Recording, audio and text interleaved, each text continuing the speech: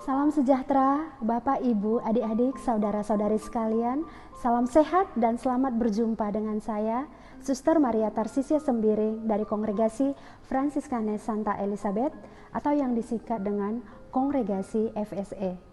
Hari ini kita merenungkan sabda Tuhan yang diambil dari Injil Tuhan kita Yesus Kristus menurut Matius bab 25 ayat 14 sampai dengan 30. Perumpamaan tentang talenta. Bapak, Ibu, adik-adik, saudara-saudari sekalian, perumpamaan Yesus tentang talenta pertama-tama mengungkapkan kepercayaan dan kemurahan hati Allah. Allah yang memberikan kita berkat, Allah yang memberikan kita bakat, Allah yang memberikan kita kasih karunia, dan Allah yang mempercayai kita. Memberikan talenta dalam masyarakat saat itu adalah memberikan jaminan dalam jumlah yang besar. Semoga ini membangkitkan rasa syukur, rasa terima kasih kita kepada Allah yang selalu menjamin dan memberikan kepercayaan kepada kita.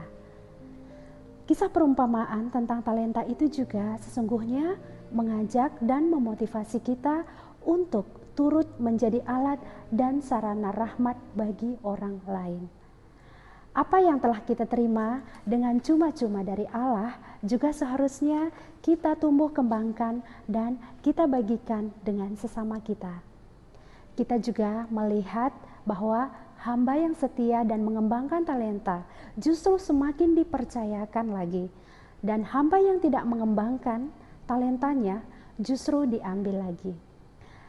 Kesimpulan kitab suci adalah barang siapa yang setia dalam perkara kecil akan diberi tanggung jawab dalam perkara yang besar. Ini juga merupakan pengalaman kita dalam hidup sehari-hari, terutama di dalam membangun keluarga Katolik yang sejahtera seturut ajaran yang difirmankan Tuhan kepada kita. Semakin setia, semakin diberi kepercayaan. Semakin tidak bertanggung jawab, semakin tidak diberikan kepercayaan.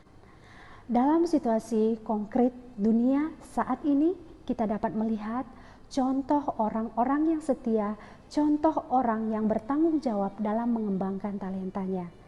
Sebagai kongregasi FSE, dengan salah satu karya di bidang kesehatan, saya melihat contoh positif orang-orang yang mengembangkan talenta dan kepercayaan mereka untuk kebaikan sesama, yakni dari para dokter, para perawat, dan para petugas kesehatan lainnya.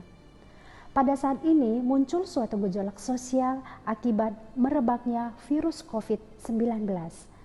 Dengan talenta dan kepercayaan yang mereka terima, mereka mati-matian berjuang menolong para pasien, walaupun diri mereka sendiri bisa menjadi korban, bisa tertular, bisa ditolak, dan dicap buruk oleh masyarakat seperti yang kita lihat dan kita dengar dalam banyak berita.